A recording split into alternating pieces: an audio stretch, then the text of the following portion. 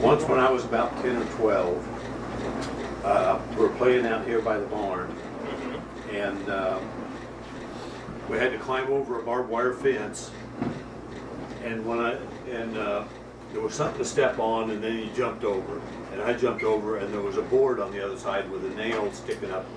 And he landed on it. And I landed right on that nail, and the nail was old and rusty, and it was real blunt, no sharp point left on it at all, and it was kind of corkscrew shaped.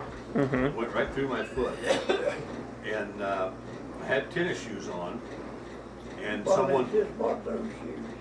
brand new shoes. Yeah. That was a pretty big investment She to do. cut them off of him.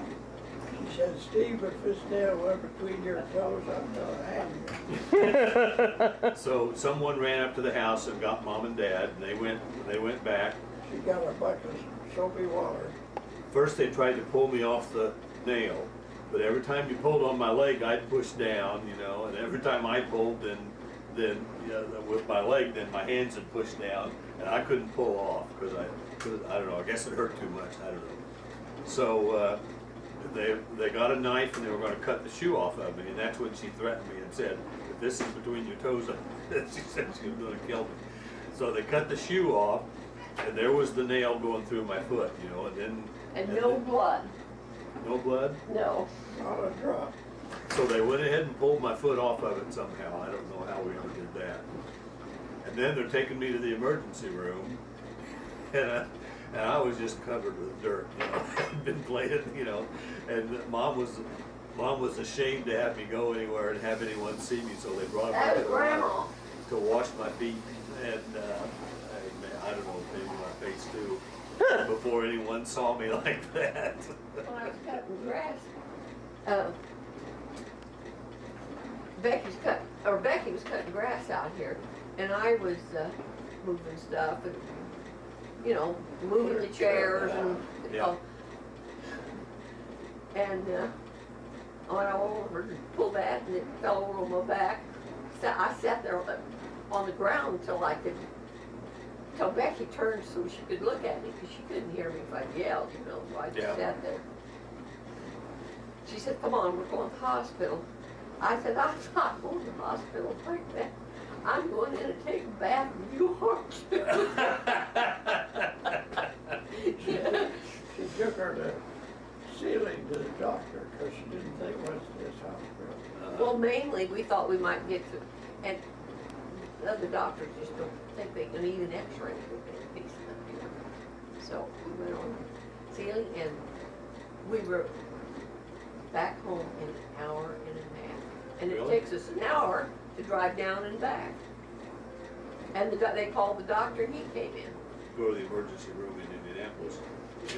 Yeah, you would need to be in the... It's a 2-day trip, guaranteed, Yeah. You're not gonna get I back unless... expected you were better over there, Grandma. What?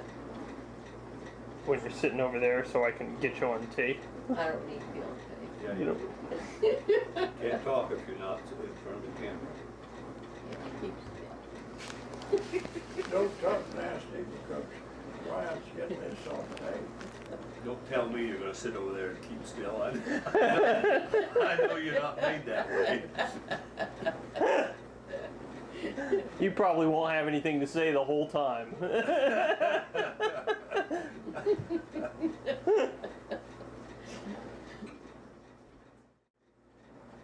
I'm going to tell a story. All right. I won that. The Moose last year had a Father's Day breakfast, and Becky took me, Uh-huh. and I won that because I was the oldest grandpa there. Oh, yeah? That's pretty good. Do you remember you guys got to be the last ones dancing at our wedding when we had that... The guy in the band said, how the hell long you been married?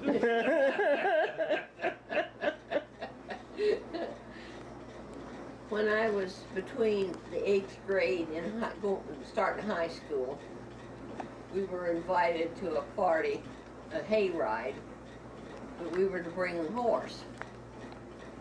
So my cousin Betty went with me. We rode double over a mile and a half west and a half a mile and we were over there all evening. And about midnight or so, we were starting home. Uh-huh. Well, Betty was always kind of a scaredy cat. And she never wanted you to get the horse out of a walk. And she was scared, kind of scared of the dark and this and that, you know. We were poking along for a mile. We got to the cemetery, and I looked over and I said, "What's that?" And she started kicking the horse. So I don't know, we loped or ran down to her house, and then at least I got home 30 minutes earlier. Was your grandma hungry or not? Mike Maybe and 6 Steve piece. were little parts. Uh-huh. Grandpa'd be plowing on that old John Deere, and he'd take one on each arm and go out in the field and plow. In about 20 minutes, I'd walk out there, they'd go to sleep, see. I'd take them off his hands and bring them back to the house. They take their naps that way, easy. He'd finish the field plowing. But when They took every step he did, and he liked it. You let them take that old pickup around. Yeah. But when I was about 14, he'd take me out there, and he'd put the tractor in gear and get the clutch out and get me going, and Jump off. he'd jump off and go back to the house, and I'd be out there driving that tractor around in the field, trying to keep it lined up in the ruts, you know, next to where the last furrow was, and I'd plow the field for him. When we'd drive down here, we'd enter the state way over on the other side of Tulsa, you know. Uh-huh. Every damn Tractor, tractor they saw, grandpa. they wondered if it wasn't Grandpa. But every damn cow they saw, they wondered if that wasn't Grandpa's cow. Yeah. We'd They say, balled back. I see Grandpa's That's cows. Huh? Team time. Wesley's over there honking the horn and We hollering probably at him be from 200 or afar. 300 miles. It was all as a game to see who could see Grandpa's barn and silo first. Oh, yeah. Because you could see them before you could see the house. Right. This locust grove down here, Bonnie's dad kept that for fence posts. Huh. Nice straight trunks, you know. Uh-huh. Came down here one year and boy, he had a stack of those out there that wouldn't wait. So the boys built a log house. Oh, yeah. Now they even had a second story in it. Wow, I bet that was fun. When we went home, Becky wondered, or Steve wondered if the log house would still be there when we come back. Grandpa he cut the damn thing for fence posts. That's too bad. Steve? I bet those city boys coming out to Oklahoma every summer, they thought they were in heaven. Oh, they loved it here. Yeah. Grandpa let them dig all the holes they wanted to dig over. Hell, one year they dug a hole he buried a horse in. And he didn't, they didn't have to fill it up, you know. Yeah. Shit, that was great. They followed him around like a dog. And when they were little, they'd get to wear out. Grandma she always kept a coaster wagon like that. She used that instead of a garden truck, you know. Uh-huh. We got a picture of Mike sitting in the front and Steve's in the back in a carton box. Had to prop him up in the carton box. He was too young. But he went every place Grandpa went. Is Becky back yet? Not? One year, I don't know whether you realized it or not, but the way they used to bale hay and No, straw, I don't. you know what the bale looked like? Well, there, you could also get a round bale. Okay. Long, narrow, round bale. And one year, the baler he hired made those round bales. He stacked them in the barn, the old barn that was down there. boys played a lot in the barn. So he told them when he put those round bales in there, there was space between them. So he said, now you guys stay out here, you can't play on that hay. One day, Steve came sauntering up from the barn, a hangdog expression on his face. I said, what's the matter? Oh, he said, Mike fell through a hole in the hay and he can't get out. So I went down there.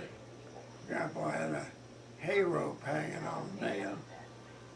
I looked down in there and all I could see was a couple of eyes. I dropped that rope down in there and I said, hang on to that boy, and I hauled him out. I said, you gonna stay off the hay now? They both said, yeah, they so.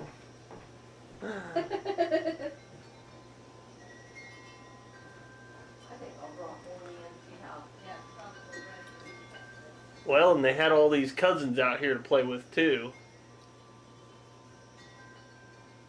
Well, the reason they Those liked it turkeys out are here so wild. well is they could dig holes and not have to fill them in. That's what Grandpa said. Pretty funny.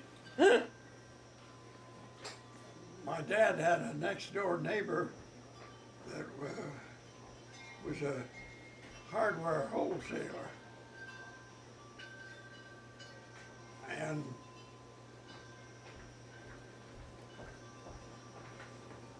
the boys wanted a gun. Oh, yeah. Steve got one first. This old boy sold Pop a single shot rifle, 22, for the Are these, were you putting these out? invoice Yeah. price. Yeah. And Steve had saved some money and he bought that rifle.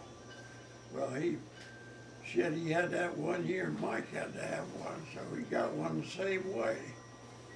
Well, I put them in the bottom of the trunk. We put suitcases on top of them.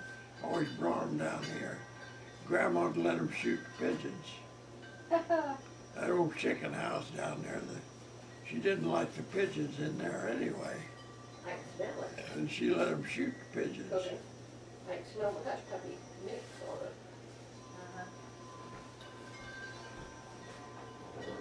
Boy, they had a time with those rifles. Pretty big time stuff, you know. Oh, I bet. And they owned them. Yeah, paid for them themselves. Oh, it's not done in the center. Okay. Well, they're gonna be really ground. Bonnie didn't think much of that, but she permitted it.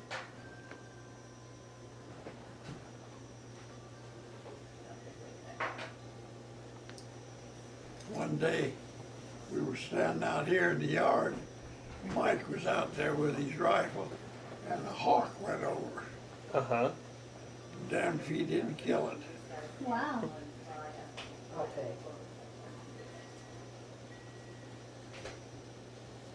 Flying in the air. Wow. That's a pretty good shot. Yeah, no kidding.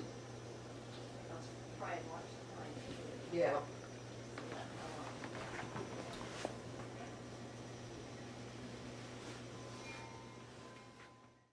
Grandma, you said you were milking 12 Cows. yeah, cows we milk a day. twice a day. 12 cows twice a day. And this was before they had automatic milkers. That's a whole lot It of was all by teats. hand. Right. They had Yeah. them, but we didn't. whole lot of have udders. any Yeah. electricity. So, Their automatic milker was like Yeah. this. Yeah, they always had milk to drink and Butter. and butter and all that, but there wasn't always a whole lot else. And she won't drink milk to this day. She won't touch a drop of it. really? I couldn't stand, I think I could stood it if, you know, homogenized milk. Right. You'd mother'd stir that cream down and there's little chunks of cream coming into your mouth. And I Still didn't warm. want Down there Yeah. one time. No, well that, when it was And warm, it Grandma was all mixed up good. Got I off a drank it slab like of that homemade Oh. bread about an for inch quite a thick. while. Mm-hmm. And she smeared that plum butter on the top of that, about a half inch of it, and then poured that whole cream on it. Boy, I thought I'd died and gone to heaven. Yeah, oh, I bet. There's pie in there, kids, if you want it. So did you guys sell a lot of milk to in town, We or sold cream. you sold cream? And But there wasn't a market for the milk? I mean, surely with that much cream, you Well, couldn't have drank all that milk. we didn't drink it. We separated You the made it cream. all into cream. Yeah. Yeah. And then the skim milk, if you had calves, you fed it to the calves, All right. or we, once or twice we had pigs, you feed it to them. Mhm. And the cats and the dogs all had milk. Mm-hmm. And mother put it in a bucket and let it clabber when we had baby turkeys. Mm-hmm. And she'd feed that clabber to baby turkeys. I don't know. I didn't know you ever had turkeys. Several years. Oh, you've surely heard us tell about those stupid I turkeys. remember you're talking about your cousin's Well, Oh, they she said had a when big it poured turkey down farm. They rain, had they'd thousands stand of them. there with their mouth open, drown. Or if it come up a big rain, she'd squat down, and if it was where water would stand, they'd Uh-huh. just drown under. So, if the lightning or you'd see a storm coming in, Mother would send us out in the field, and then we'd out there, you know. Heck, you couldn't see those blame things. Yeah. You'd look around hither and yon, and gobble, and the mother liked to keep a gobbler with them. Because the old gobbler, the minute you gobble, why he'd stick his head up out of that wheat. So you'd go there and drive him down by the machine shed. She had a place where we could drive them in. Uh-huh. And as they got bigger, about this time in the evening, they'd start getting up in a tree. Well, Uh-huh. these wild ones are roosting down here in these trees. Wesley says there's a dead tree on the other side, that they're pretty much up in there. Huh. So did you sold the cream in town? Was there much else that you raised to sell? Eggs? Grandma always had her egg route, where she'd gather her eggs in the morning and then drive into town and deliver them to different houses. Becky still got a green can, painted red, Well, it's sitting right there. yeah, and it's got a brass plate on it with Grandpa's name on See, it. outside there. That, Oh.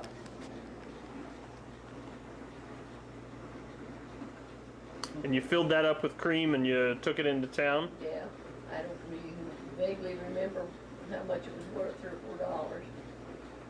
It's a lot of cream. There's a lot of money See, in those days. Yeah, we probably ate on it, Yeah. even eggs.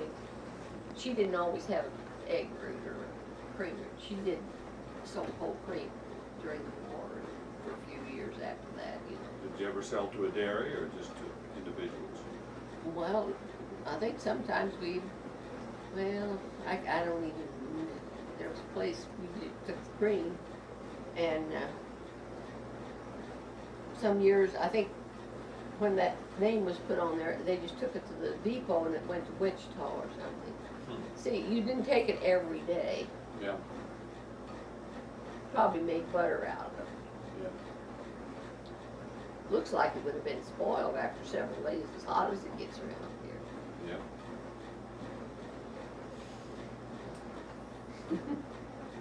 Maybe they kept it on ice and, But we didn't. well, yeah, but the shippers maybe did. Well, yeah, but you know, if somebody took it in once a week, and you think, I don't, I don't either. Did you raise cattle for beef too? We didn't butcher very often. Yeah. but did you sell them for beef? Well, see, the 12 cows, Daddy just wanted to keep about 12, so we sold off the, So the 12 he kept were for milk, yeah. and he'd sell the calves, but he wasn't really raising them for beef. I had a No, it's not, you know, not for us. Occasionally, he, Bud Morris on a farm, Uh-huh. and they butchered their own hogs, and they'd butcher beef now and then. My dad always helped them. When they butchered the hogs, he'd shoot them, and John Sullivan would cut the throat. They always had Pop shoot 'em first. Yeah. Then they'd string them up. And it had to be after a frost. Had to be cold enough that it wouldn't ruin the meat, you know. The reason My dad had They let didn't me have stay home coolers. from school Right. that day, it was good, the day they butchered. chilly, cold day, And they always, late enough that you expected it to stay cold. Right. for dinner on the day they butchered, they always had brains for dinner. Always had what? Brains, hog brains. Really? They are delicious. Are they? Oh, yeah. What'd they taste like? Brains. I've never tasted it. How'd- My grandpa used to butcher hogs, and they do like 3 or 4 of them. But I don't know. It was for. I think they divide them up. You know, like for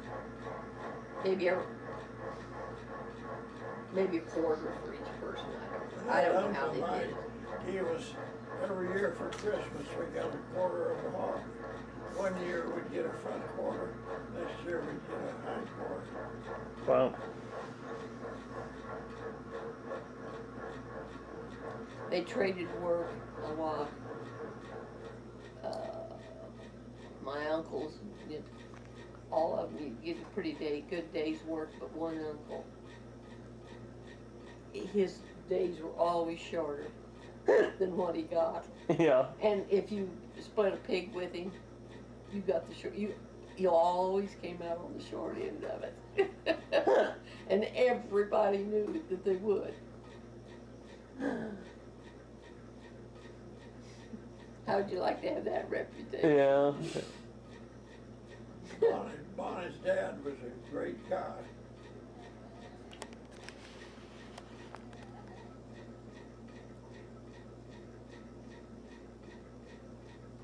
I had an uncle who lived, my dad had an uncle who lived up here, half a mile east and a half a mile north. It was his dad's sister, and my grandpa's Three sister. of the kids learned to drive around here on these country roads. They started out on my lap, then I put them between my legs, then I'd sit beside them and put my arm around them. When they were 13 years old, they learned to drive. So This uncle was kind of a tightwad uncle, and he'd make one haystack last him all winter. So he borrowed a team of horses one time from my dad, and that's about as mad as I ever saw my dad. He went to town and saw those horses just tied to the side of the wagon with no hay or enough feed in the sun in the summer. So he just pulled in there, turned them loose in the pasture, pitched them some hay. Grandpa was concerned, Mike and Steve could do no wrong. Oh, he got mad at him 2 times, didn't he? Steve, do you want something? You want another Bloody Mary?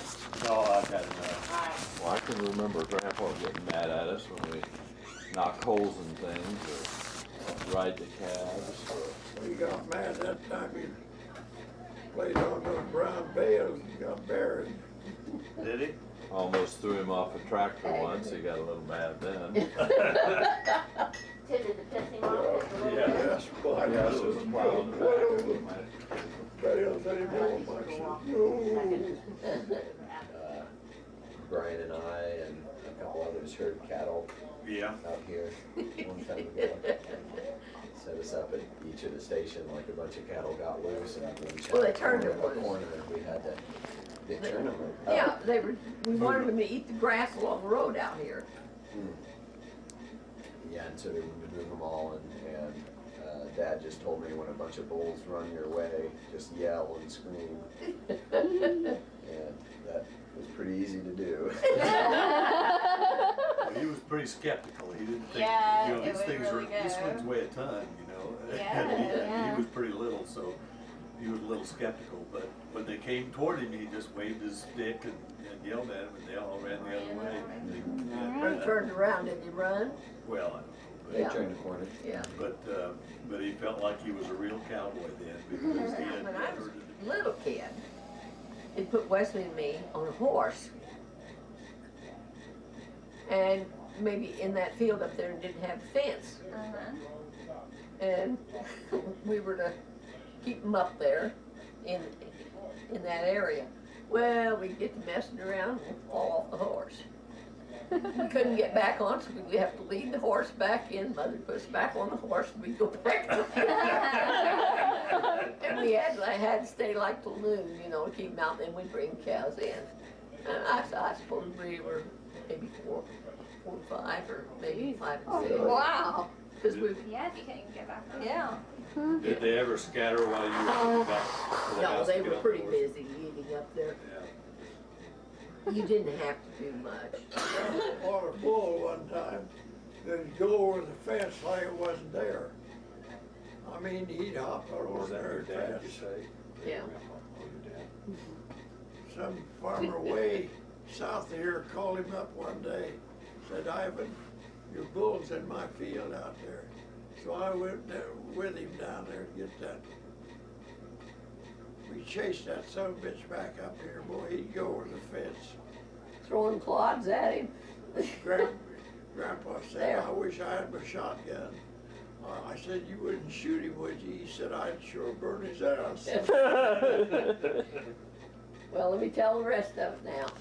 So we decided to sell him. The only way you could get near him was on a horse. So we had a neighbor come on a horse that could rope him. They got him roped and they got him in a truck and they took him to the sale barn. And it went fine and he sold. And Daddy went out there when they were loading him to take him away. They were going to butcher him. And he said, you better tie him down or, because he's a He'll jump jumper. out of there. And he climbed out. He got out In and town. ran all over town.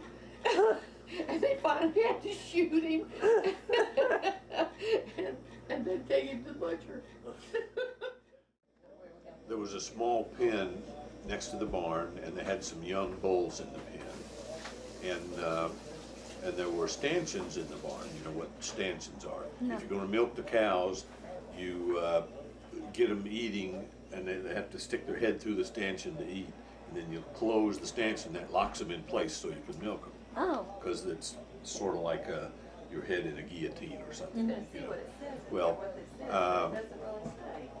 and they keep a barrel of oats in there because they put oats in a pan, and that's what gets the cows in to stick their head inside the stanchion. So we tempted these bulls into the barn with some oats, and then we locked the stanchions on It them. might be a And then Mike and I would each climb on the back of one of these bulls, and one of our cousins would go and release the stanchions, see? And of course, the bulls would head for the door, and we'd try to ride the bulls out into the lot. But we didn't have a rope, you know, in the rodeo, they put a rope around the bull's chest, and that's what the cowboy holds on to. We didn't have any rope like that, so all we could do was try to hold on here and lean forward and grab onto the stubby horns. But by leaning forward like that, all they had to do was buck one time and you're right over the head of the bull. Right, you know, and right. It happened every time, you know, they'd get out into the lot, buck once, and we're right over the bull's head on the ground. But we had a lot of fun. They weren't big enough to stomp us or anything after they. Except Grandpa didn't like it very well. I don't remember that, but Oh, I thought you said he got after you about it. someone said that he got mad at us when we'd been doing that. I Oh. don't remember. Once they had some big steers that they wanted to take into the sale barn. And these were big steers, like 1 ton steers, much bigger than the bulls we were riding. And so we all went down to try and these steers were particularly stubborn. They just would not make the step up into the truck. And you'd get behind them and you'd twist their tails and you'd poke them with these electric prods and do all that. And that would move most cattle wherever you wanted them to go, but these steers were too damn stubborn. They would stand there with their front knees up against the tailgate, you know, and you'd do all this to them and they'd fight to get free, but they would not step up into that truck. pretty smart. Maybe.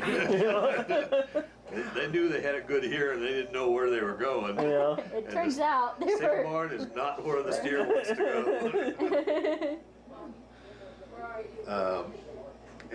We tried and tried. I think we tried for days to get them in there and tried different things. And now and then we just have to give up for a while, or they'd break free and run around in the barn lot. One time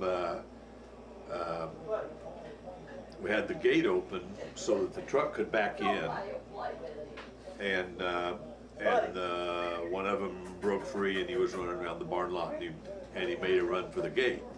And Grandpa was standing in the way, waving a 2x4 at him, like you did, you know. Only these steers were too ornery and too wily to let someone scare him. And this steer just went right for him. And at the last second, he stepped aside and he swung that 2x4 and he hit that steer in the head and he broke that 2x4 right over the steer's head. And the steer went right on through. Oh boy. So did you ever get them in there? I believe they did, but I don't remember how. Have to ask Wesley about that. Now, when Mike and I got to be teenagers, they began, now and then they'd borrow a horse from a neighbor and bring it over and put it in the pasture with the cows, and borrow a saddle or something and give us something to do when we came to visit.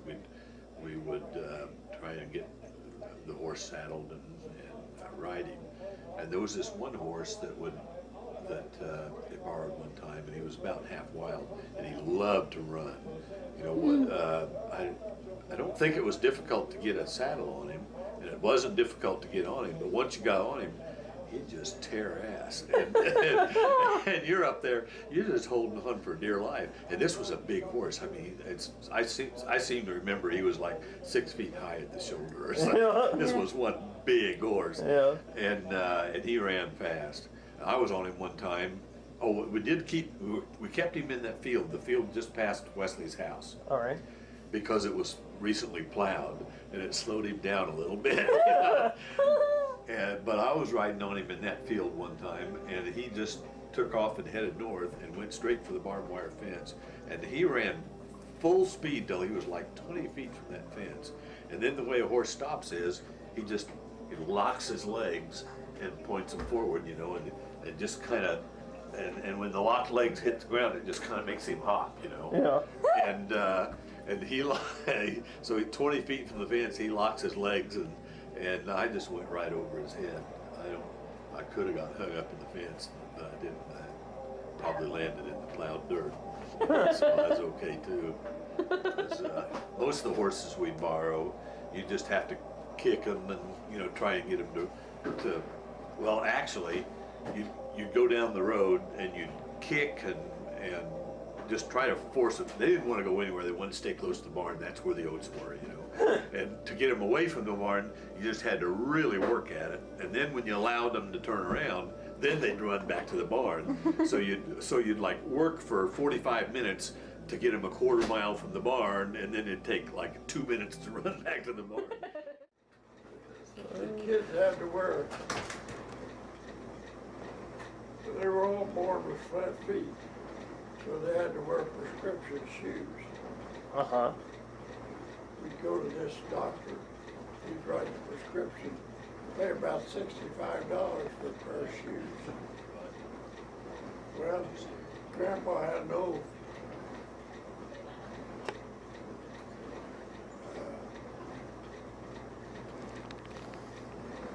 harvesting machine. What the hell you got? Combine.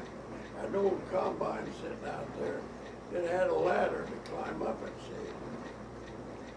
Well, Mike and Steve spent the whole 2 weeks we were here climbing on that goddamn thing. They'd climb up and jump off, you know. Well, there was a red ant hill down on one side. And boy, old Steve jumped off and landed right on that red ant hill. These were the big ones.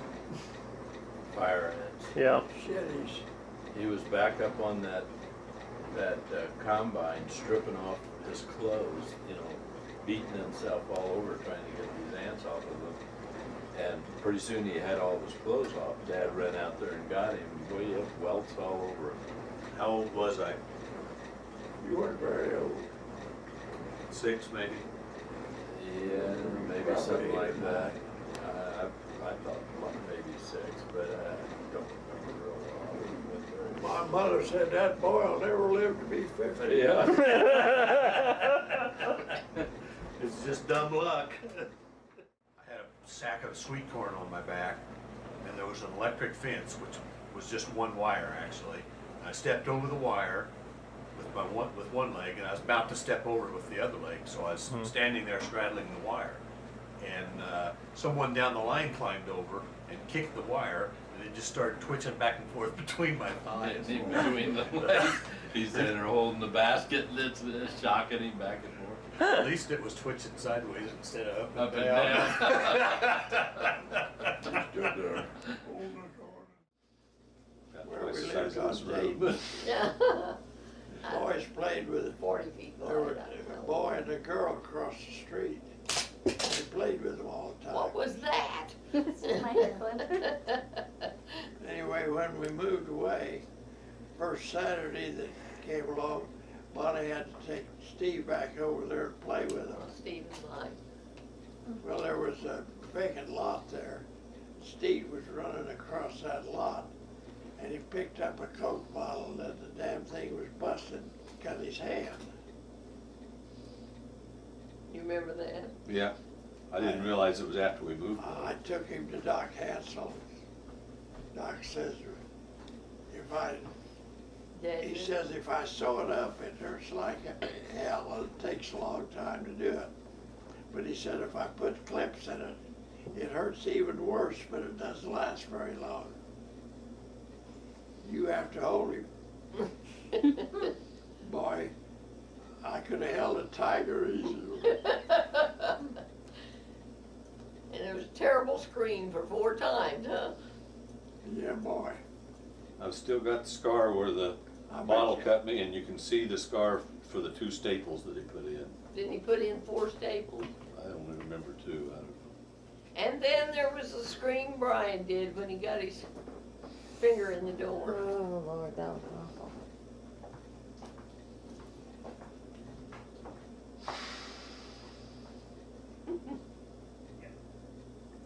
You've heard that, I'm sure, haven't you? It's the garage door? Yeah. Yeah. The door Door into to the garage, yeah. It sort of pinched off the tip of his finger, right through the nail. It's the This one, Pointer finger, still yeah. a little goofy Yeah. looking. Yeah. Was that before Mark was born? No, I think we had Mark because I had to stay home. Oh. He screamed so loud it broke blood vessels in his face or brought him to the surface or whatever. You could see blood vessels. Well, you really have a lot of nerve endings in your fingertips. Yes. So I expect it hurt like holy hell.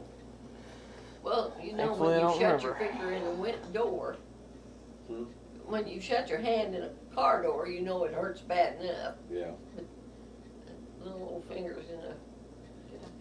And it was the back side of the door. Mm-hmm. Yeah, yeah. It was like a scissors the way it pinched him. God. Only a real dull scissors. Once there was a rental place in Woodward where you paid a few bucks per hour to rent time on a trampoline, and the place went out of business, and they had an auction to sell off the assets, and Wesley bought a couple of trampolines, and these are big trampolines. Buried them, huh? Dug a hole, not buried them, but dug a hole. No, actually, he put them on bales of hay. He dug out the ground, made him flush. No, he put them on bales of hay. They dug them out at the trampoline place, but Wesley brought them back, and he had 2 of them. And these were really big Square. industrial sized Like rectangles? trampolines. Not like what people buy their kids now. These Not, were, not round, they were like rectangle shaped yeah, or whatever. they were rectangular, and maybe they were 12 feet by 16 feet or something. Oh, These they were big. Yeah. trampolines. So he brought them back, and he had one that was in good condition, and he put it on a stack on bales of hay, 2 bales high. And then he had another one that was about half worn out, And to keep the big kids off and just to save it for the little kids, he put it on bales of hay, 1 bale high, so that anybody heavy couldn't bounce on it because they hit the ground through, right? So I was on the higher one, and I'd been here for weeks, and I got pretty good at it. I could do a flip even. But in order to do a flip, I had to bounce really high. And, but I did learn to do a flip on the trampoline if I bounced real high. So after I got to where I could do it, I came up to the house and said, "Dad, come out and see this. I'm gonna do a trick for you." So Dad went out that, well, not that door, but the one you're standing in. And he just stood there and watched me. And I got to bouncing higher and higher on the big trampoline, the one that was 2 bales high, getting ready to do a flip. But before I could do the flip, I got a little bit off center, and I'm coming down where the springs are. So I had to make a choice. I could try to straddle them and put one leg on the frame and one leg on the trampoline, or I could put both legs on the frame, or I could put both legs on the trampoline. I had to make the decision in like half a second. So I decided to put both legs on the trampoline because I wasn't sure I could land on that frame. So I came down, and with my legs off center, I landed both legs on the trampoline, so it bounced me off at an angle. So I bounced off at about a 45-degree angle and went about 15 feet in the air and came down and hit on the other trampoline, and then bounced off it about 15 feet in the air and landed on the ground. And I was laying there feeling lucky I wasn't killed, you know. And my dad said, "Steve, that's a good trick, but I don't think you ought to do that anymore."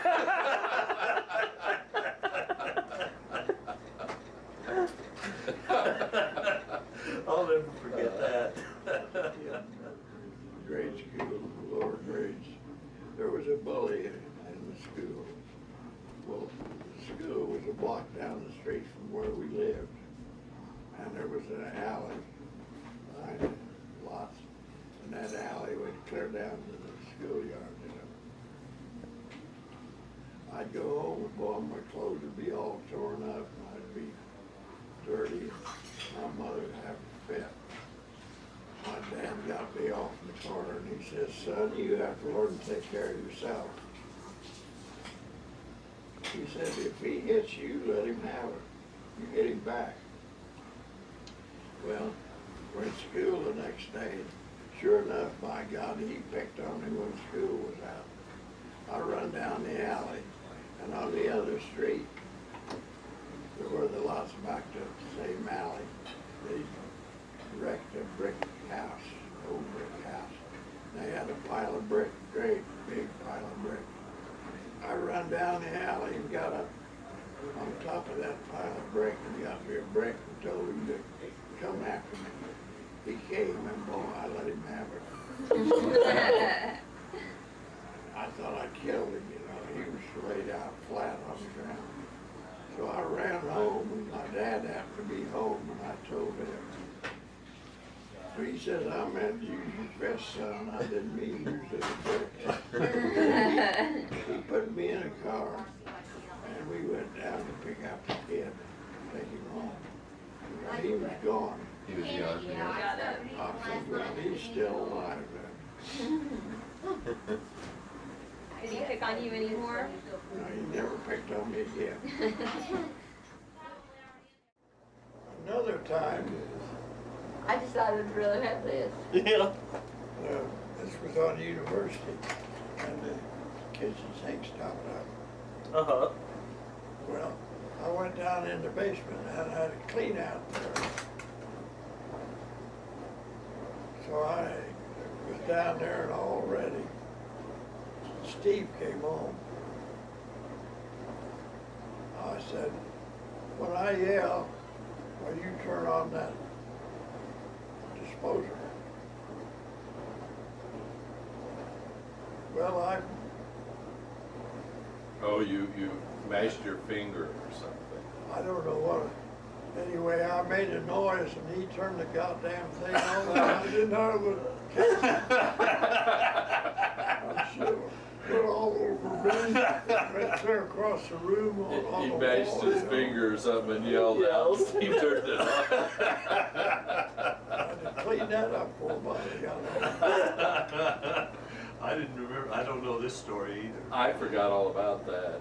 Well, it wasn't funny. I think I bumped my head and said ouch or something. Yeah. Boy, he turned around. He was kind Being of the close. dutiful for it. son. I was in the way. I was in front of that clean out. Uh-huh. You can imagine that shit all That over. was nasty. That nasty stuff rotting in that drain Yeah. for years. Had to take those clothes off, take a bath, and then go down and clean up the damn room. One time when I was home before Mom got home from work, I don't know what possessed me. How I old was were you? Middle school or something. I took a can of mousse and put it in a can opener. And you can imagine just the instant the can opener pierced the can of mousse. It was just everywhere. Well, why did you do this? Who knows? Probably wanted to eat it out of the can. No, I'm not talking chocolate mousse. I'm talking hair mousse. Bring everything in here. So what'd you do? Did you clean it up? Oh God, yes. So we never knew about it? Of course not. Hey, Janet? She's gotta hear this story. She's sitting out there. We'll tell her later. Tell her much later. She holds it right. Hey, Becky, Nothing come more back and tell the backstory. fun than sitting around telling. Now do people it lies. anyway. Yeah. I don't want to. Do it anyway. I don't remember it anymore. Come on, Becky. I'll tell it. So All I can right. make it like I want to. When they lived up in Freeport, one time they got a bat in the house, and Randy called the police. And they come out and they held it. Well, the next time they called them, they said they don't come go out on calls like that.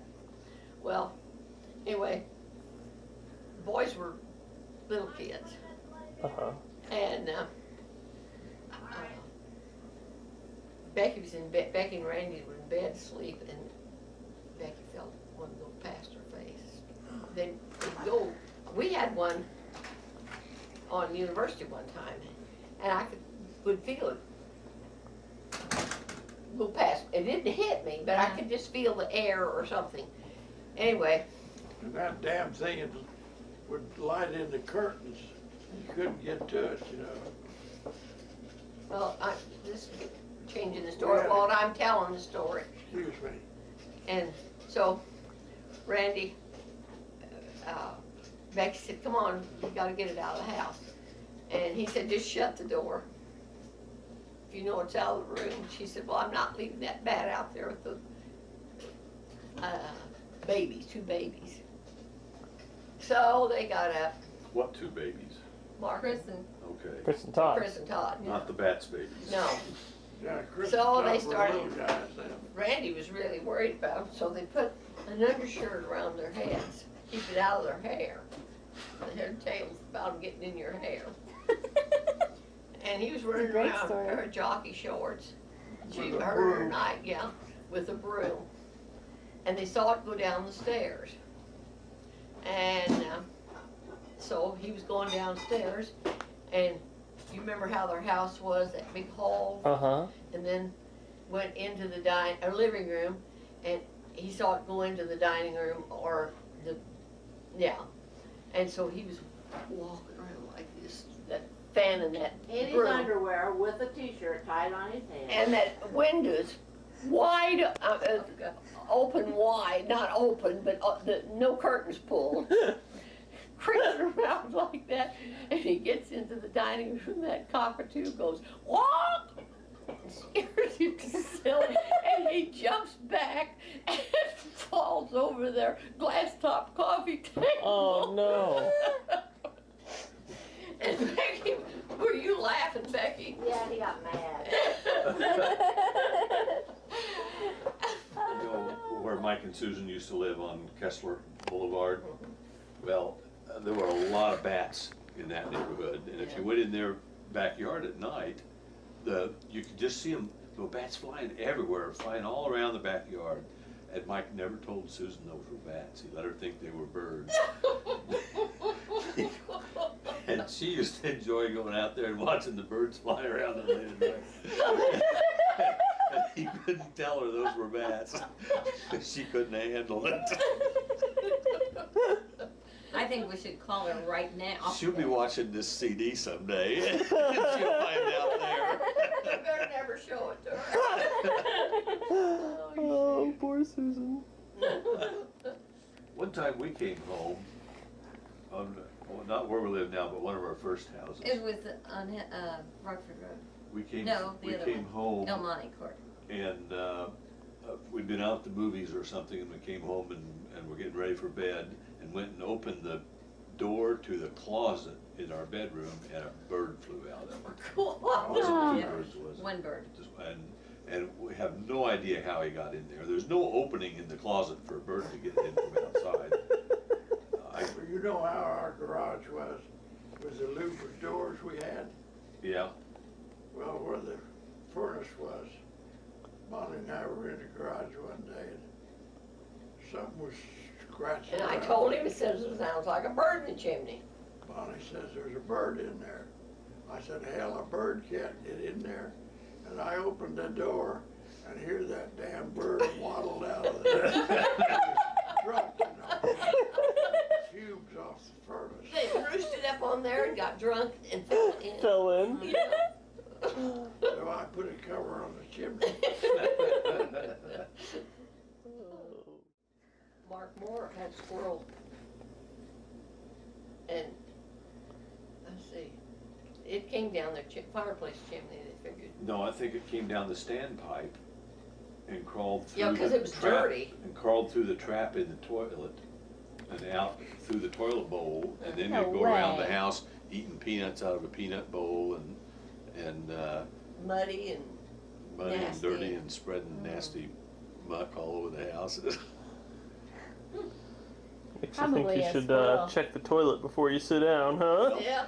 I suppose he fell down, This rabid squirrel biting your butt. but I think it happened several times. Squirrels like nuts, you know.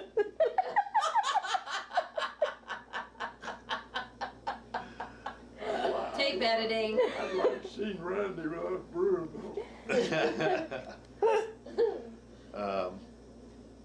The standpipe is connected to the sewers, and so that you don't get any back pressure in the, you know, from between the toilet and the sewer.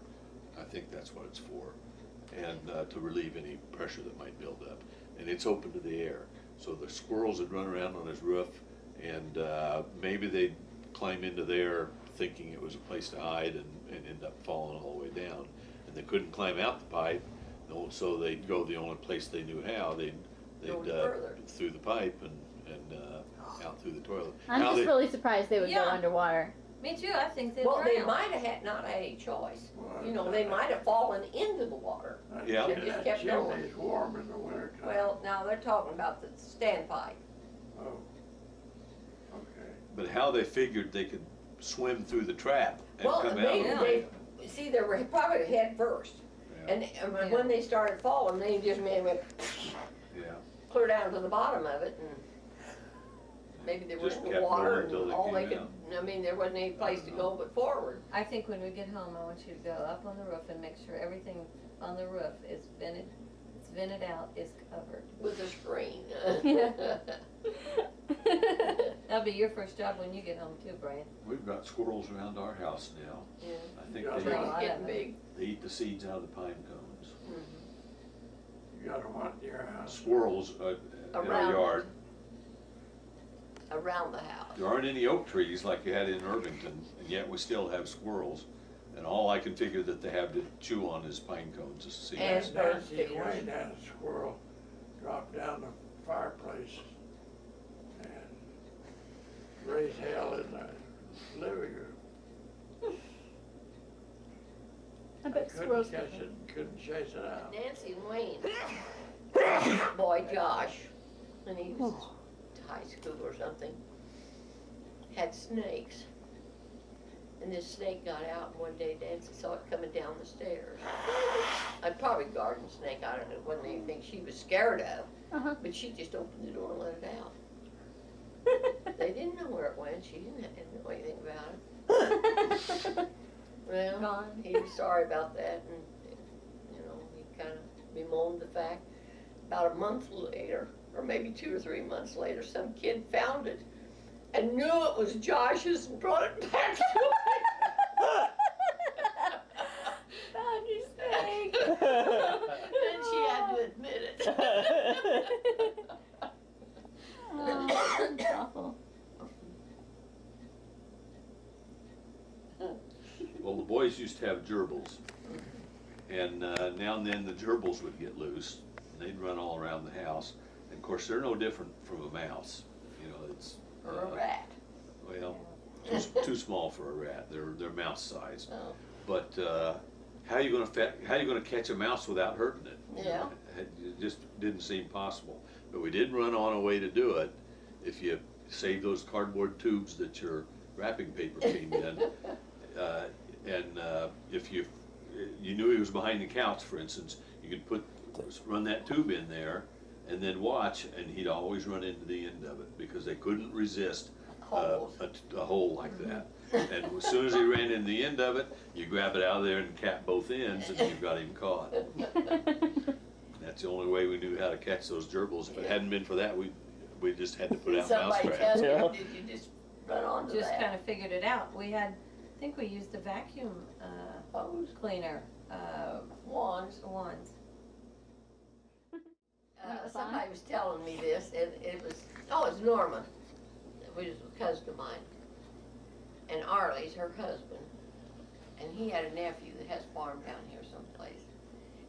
That's not no house on it, but like David and Jimmy's, you know, where they go every day and feed cattle or something.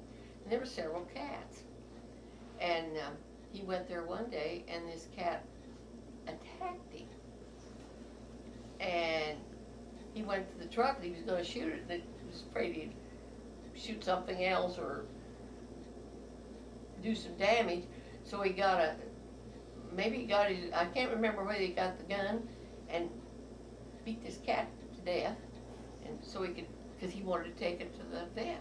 For rabies And it test. had rabies. So he had to take the series of shots. Ew. You don't get them in your stomach anymore, I guess. Huh. They have something a little different you did. Yuck. So he had to go in and kill the rest of the cats that he had there in the barn. I got a trap for the varmints on Granville Lane there, because they Those chipmunks. Yeah. go under the house and under the terrace, tunnel under there, you know. Mm-hmm. And boy, I went out there one morning, there's a great big old fat possum in that trap. He was so damn big, he filled the whole trap. Susan didn't want to kill him. She said, just take him out towards Steve's and turn him loose. Out towards her house and turn He it said, loose. we'll take him down to your house. So we just didn't talk about it anymore. You know, we had a possum, and we read up on them, you know, before we tried to do something about it, and it turns out that they're actually really benign. You know, they don't root through your trash unless you know it's out or something, and they eat lots of bugs and snails and things like that. I had a possum when I was a kid. Oh, did you? Yeah, my brother been out in the woods, and he brought it home. My dad built a cage for it. I'd put a tree limb in there, you know. He'd hang on those boughs of the tree limb. Mm-hmm. I had a little collar and a chain. I'd put it on him and walk him. Take him out and walk him down the front walk. So the people would ooh and ah that saw it. What'd you feed him? Probably thought it was a really ugly cat. He was ornery little bastard. He wouldn't bite me, but he'd bite anybody else who put their hand in there. What'd you feed him? Huh? What did you feed it? Scraps? Oh, carrots and beans and stuff out of the garden, you know. Scraps. They're omnivores, so they should eat Anything. about anything. So what'd you do with your possum? Just ignore him? Yeah, just ignored him. Yeah. Did he go away? He did, though, I mean, he wouldn't have had to necessarily. I don't know if somebody else killed him or if he's just moved on to sweeter pastures or... They sure act nasty when you get close to them. Well, supposedly they play possum first, right? Well, they'll hiss at you. All I ever saw him do was hiss and look like a giant rat who was ready to leave his throat. Yeah, I mean, they're ugly little buggers. Certainly when we saw that Somewhat. one, the first instinct was, that thing's gotta go. The first time we saw it, we were in the hot tub. Crawl out of the Sewer. grate to the sewer in Irvington once. Oh, it was a what that crawled out of the grate? Possum. Awesome. A possum. I was taking Sammy for a walk. Sammy liked to have a hemorrhage. Sammy was a little Dachshund. dachshund, the wiener dog, right? Yeah. Possum's probably bigger than the wiener dog. Oh, I never Not finished. bigger than Sammy, she was fat as a pig. Wherever we went, we took Sammy with us. Had a piece of carpet I put on the front seat. We had a bench seat in the car. And Bonnie had an old towel. You'd cover her up, she'd sleep. She wouldn't ride in the back seat. She had to be right there between us. I'd stop at a motel, I'd say, I need a double room for 2 adults and a Dog. dog. And you had the Nobody bed. ever turned me down. We carried her bed in the truck. We'd take it in the room, put it on the floor in the corner. In the summertime, Bonnie'd cover her up with a sheet. In the wintertime, she'd cover her up with a towel. And she had to be covered up. She had to be That's so covered up. funny.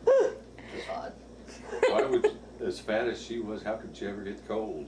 she wasn't cold. It was, Oh, Security thing. just Yeah. needed to sleep, huh? well, what I was going to tell is we were bringing the cows in when we brought them in.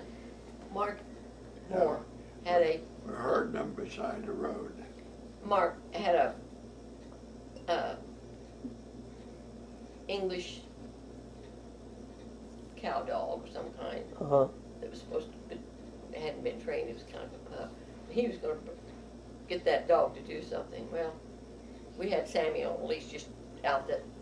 And when the cows started through, Mother said to keep moving. She didn't want any piles here. She said, when they get in the yard, move them. She So didn't want to mess she in was the yard. she was dragging her chain. I turned her loose, and her old feet just going like mad. She thought she was moving those cows. And that dog, March, went home. He didn't want anything to do with it. Sammy'd go to the store, and when she'd come home and drive in Sammy, the driveway me. in the garage, I'd let Sammy out the back door. She'd chase all the birds out of the backyard and go out and meet Bonnie. So the birds wouldn't attack me. The birds wouldn't attack me. And she'd chase the rabbits. They'd build a nest right up there close in the yard. Uh-huh. She'd chase them until the rabbit would hop out about 4 hops and stop. Then Look she'd at act like she couldn't see the rabbit, and she'd just wander off someplace. She done her doggy job. Yeah. She didn't want that hair in her mouth. Like she could ever catch a rabbit anyway. Well, that rabbit wasn't a bit scared of her. Yeah. She'd stay on her nest there. We inherited Sammy. Yeah. She belonged to Becky. And Becky married Steve Shelby. And he moved into a mobile home. Took Sammy out there. And she went all over that thing in about 15 minutes. went back for the front door and she was ready to leave. But it wasn't big enough for her. Did you ever have any dogs before Sammy? What? We had one, You had one dog before Sammy? What dog was that? Dizzy. Dizzy. When was this? Was when the kids were little. I can remember Dizzy being tied up outside the back door. That's all I remember. Well, we got rid of her soon after we moved over there where Oh. we didn't have a yard. She got run over soon after we gave her to somebody, whoever we gave her to. Oh, that's sad. And she was dizzy. If there was a thunderstorm, she didn't want to be out in it, but she would take off. You would have the door open, she'd take off and run. You couldn't catch her. She'd come back after it was all over. Huh. Strange. We always wondered where the hell she went. You got rid of her when you moved to university? Maybe a winter, I don't know what. Because the yard wasn't fenced in? Yeah, was that and we had to all? keep her tied there. So she ran loose in the yard on Dayton. Yeah.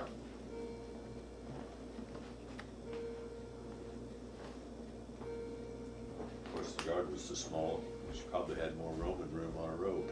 No, it was bigger than that. Oh, I don't know, it's On the fair university size. there, I put a board from that porch that stuck out in back over, and they put a chain down and hung a Bird feeder. bird feeder on it. And there was an old squirrel, had a big gash in his back, Scar. scar. He'd climb up the house. He'd shinny up that, Corner of the house there. and he'd try to reach that bird feeder, you know. And he couldn't do So it. he'd fall. He'd fall on his ass every day. Next day he'd come back and try again.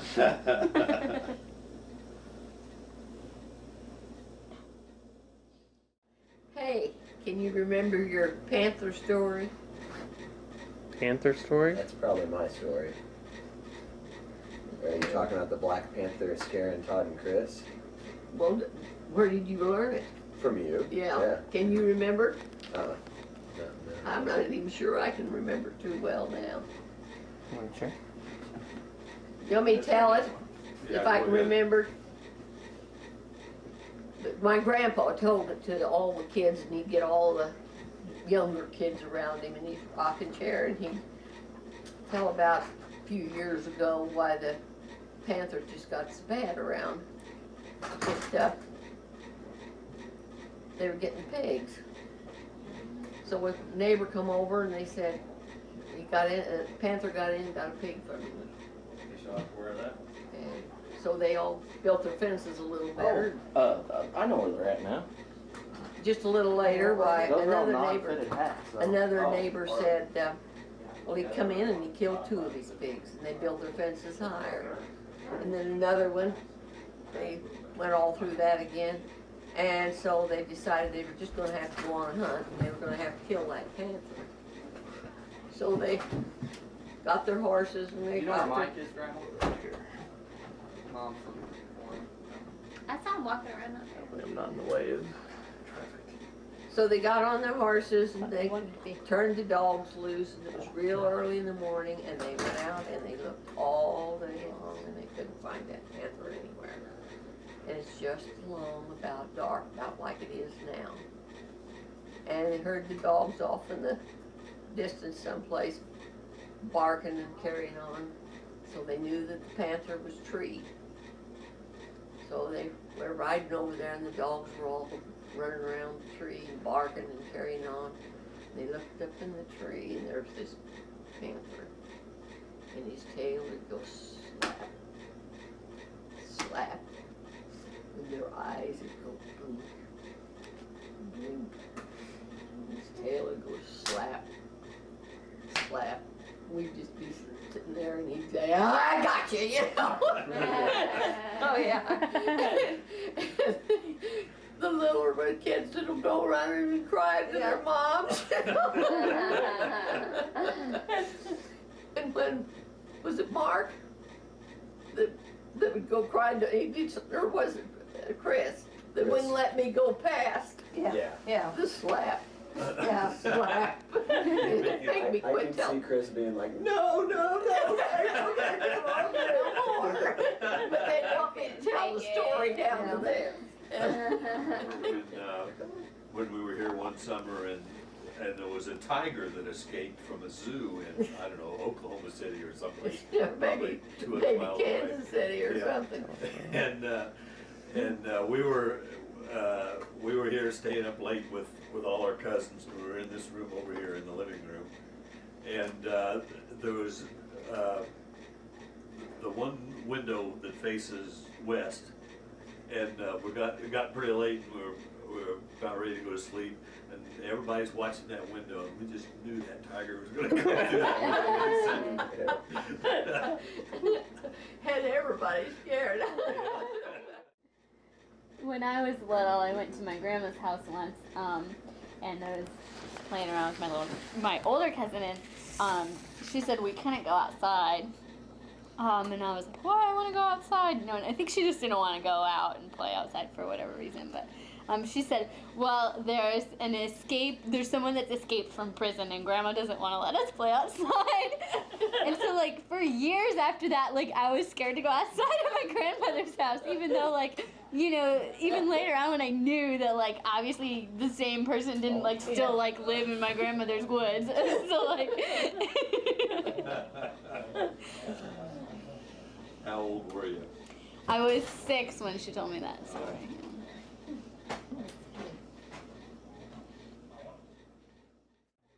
We were playing cards, Becky and Randy and all of them one time.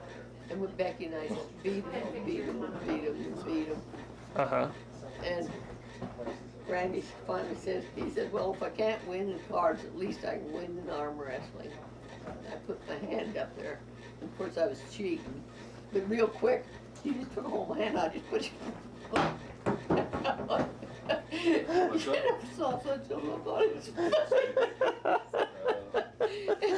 They talked about it for years. And he's always wanting to rematch.